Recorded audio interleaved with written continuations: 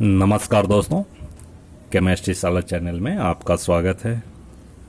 आज का मेरा यह video D and F block elements part 4 class 12 and sub topic is ionization enthalpy, especially variation of ionization enthalpy of d block element along period.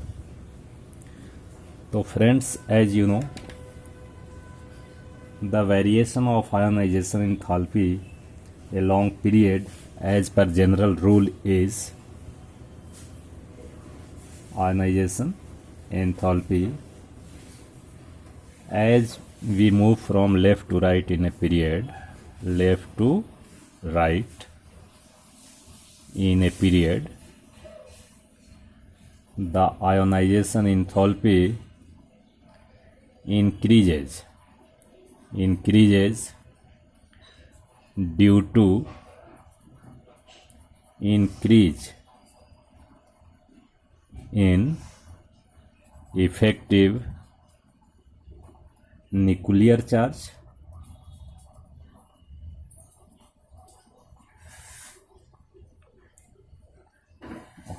or you can say decrease in size of atom. It's a very general rule. ये बिल्कुल ही general rule है कि अगर मान लीजिए period में left to right अगर हम मूव करते हैं तो आयोनाइजेशन इंथैल्पी क्या होगा भाई, इंक्रीज होगा। ठीक है दोस्तों, along periods.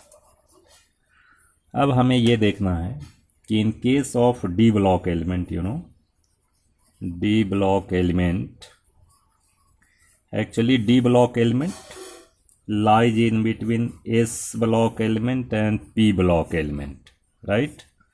This is S block and this is P block element. So it's a ionization enthalpy. मैं जनरल बात कर रहा हूँ। Generally ionization enthalpy of D block element is in between S and P, or you can say ionization enthalpy of D block element is more than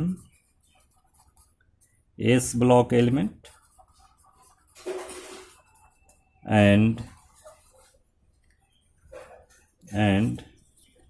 less than P block element and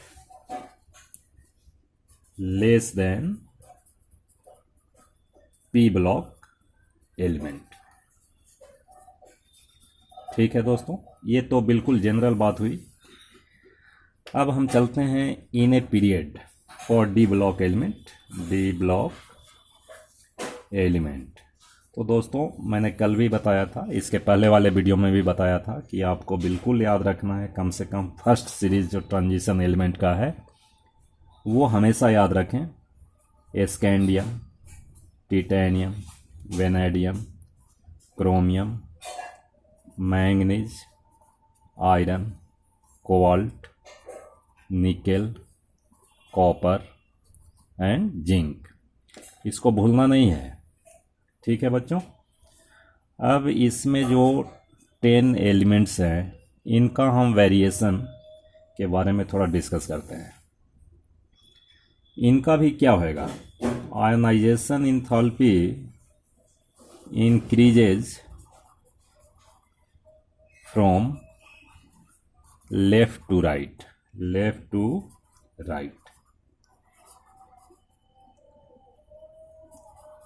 in a period, that is from scandium to zinc। ये तो होगा, बिल्कुल general rule है। लेकिन मैंने size का variation आपको बताया था, इसमें there is successive filling of electron in D sub cell, तो उसमें थोड़ा स्क्रीनिंग इफेक्ट का रोल आ जाता है। ठीक है दोस्तों, तो सबसे पहले हमें ये देखना है कि ionization enthalpy increases increases slowly. That means the magnitude of ionization enthalpy increases with very low rate, you can say, slowly, because a screening effect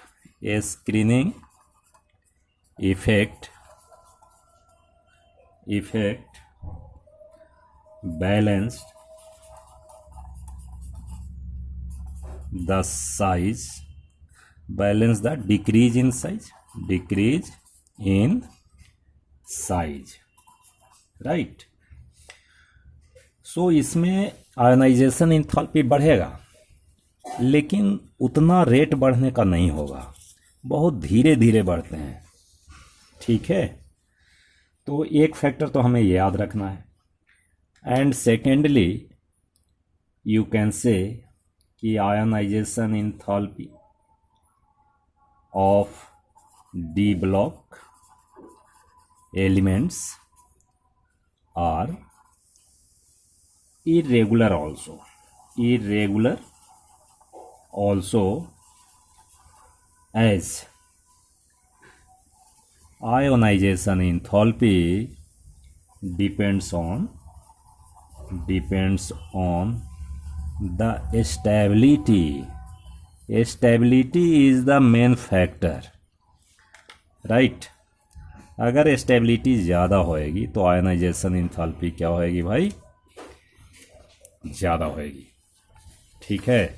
जैसे क्लास 11 में आप लोगों ने पढ़ा था कि first ionization enthalpy of nitrogen is more than oxygen, even the size of nitrogen is larger than oxygen. So main factor is your stability. तो stability कहाँ काम करेगा भाई, तो स्टेबिलिटी आपका काम करेगा, जैसे मान लो कि क्रोमियम के केस में काम करेगा। क्रोमियम है, सो क्रोमियम की आयनाइजेशन इंथैल्पी थोड़ा ज़्यादा होगा, high ionization enthalpy due to half filled stable configuration, ठीक है बच्चों, ये जानना है। इसके बाद और भी होगा, कॉपर का भी होगा। कॉपर की भी आयनाइजेशन इंथैल्पी क्या होगी, ज़्यादा होगी, आयनाइजेशन इंथैल्पी हाई होगी, इसकी हाई होगी। Same reason is there due to stable fulfilled and half filled configuration, ठीक है बच्चों। अब सेकंड एक चीज़ और समझाना हमें कि देखो first ionization enthalpy of transition element, you know, first ionization enthalpy I first of D block element generally क्या होएगा, लो होएगा। Second ionization enthalpy IE2 is more than first IE1, right. अब यहां देखो कि IE1 एंड IE2 कहाँ होगा भाई, IE1 and IE2 ionization enthalpy 2, ये कहाँ से इलेक्ट्रॉन निकलेंगे, ये इलेक्ट्रॉन हमारा निकलेगा, किससे निकलेगा भाई, तो S सबसेल निकलेगा, S सबसेल, ठीक है। लेकिन जैसे ही आप थर्ड इलेक्ट्रॉन रिमूव करोगे, यानी energy required to pull third electron IE3 of D block element is excessively higher than I2। ठीक है बच्चों, ऐसा इसलिए होता है कि नंबर ऑफ प्रोटॉन बढ़ते जाएंगे, so affinity of electrons towards nucleus increases. ठीक है, इसलिए फर्स्ट आयोनाइजेशन इंथैल्पी की वैल्यू कम होएगी, उसके बाद सेकेंड आयोनाइजेशन इंथैल्पी और ज़्यादा होगी, थर्ड की और ज़्यादा होगी, बिकॉज IE3 के केस में क्या होएगा, IE3 के केस में होगा electrons are removing from D subcell. ठीक है भाई, और न्यूक्लियस से इसका डिस्टेंस भी कम होगा। ठीक है, इसलिए अट्रैक्शन ज़्यादा होगा। तो ये सारे फैक्टर हैं आयनाइजेशन इंथैल्पी के, but main factor is that ये ionization enthalpy depends on stability. ये हमेशा याद रखना है, स्टेबिलिटी, राइट। अब इसके बाद एक चीज़ और सीखना है। देखो, अगर हम थर्ड रो की बात करें, ionization enthalpy of elements of third row of transition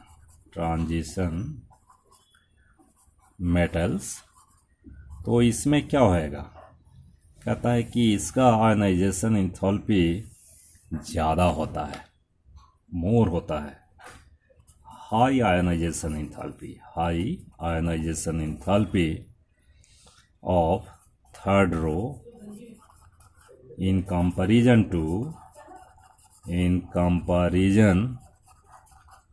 to first and second. अब इसमें कौन सा है भाई, नीचे आएंगे तो साइज तो बढ़ेगा, तो आयनाइजेशन इंथैल्पी कम होना चाहिए, लेकिन यहाँ क्या हो रहा है, आयनाइजेशन इंथैल्पी ज़्यादा होता है। अब क्यों ज़्यादा होता है ये थोड़ा सोचना है। अब देखो, जैसे ही थर्ड रो में आप जाएंगे तो there is involvement of F subcell, right, and F subcells are fulfilled, पूरा भरा होगा भाई F सबसेल। एक चीज और याद रखना है कि स्क्रीनिंग इफेक्ट तो यहाँ भी होगा भाई, चूंकि इलेक्ट्रॉन्स फील्ड हैं F सबसेल में, तो screening effect is there, but screening effect by F subshell is less, कम होता है, और you can say shielding effect. Screening और शेल्डिंग दोनों एक है। Shielding effect by F electrons are poor, आप लिख सकते हैं पुअर, एज यहां कर दो पुअर। सो आउटर इलेक्ट्रॉन्स और valence electron, you can say valence electrons having more affinity towards nucleus and hence more ionization enthalpy। ठीक है दोस्तों, अब इसको हम देखो इस तरह से भी हम समझा सकते हैं इसमें। जैसे मान लीजिए कि थर्ड सीरीज में आ गए तो ये आपका न्यूक्लियस है ना, प्रोटॉन है, न्यूट्रॉन है। अब इसमें इन्वॉल्वमेंट किसका हो गया, एफ का हो गया, एफ सब सेल।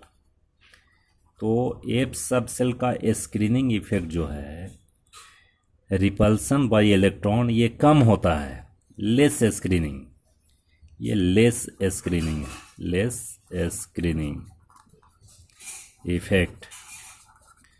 तो क्या होगा भाई, एस इलेक्ट्रॉन जो होंगे, एस इलेक्ट्रॉन्स ये क्या होगा, having more affinity, more attracted towards nucleus, so ionization enthalpy क्या होगा भाई, ज़्यादा होगा, hence ionization enthalpy is more. ठीक है दोस्तों, तो ये सारी बात आयोनाइजेशन इंथैल्पी में थोड़ा याद रखना है, जो कि आप पहले पढ़े हैं। ठीक है, तो ये थोड़ा ख्याल रखना है, पढ़ना है, थोड़ा बुक कंसल्ट कीजिए। कोई डाउट हो तो आप डिस्क्रिप्शन में लिखिए, ठीक है, कमेंट सेक्शन में लिखिए, और डिस्क्रिप्शन को भी पढ़ा कीजिए।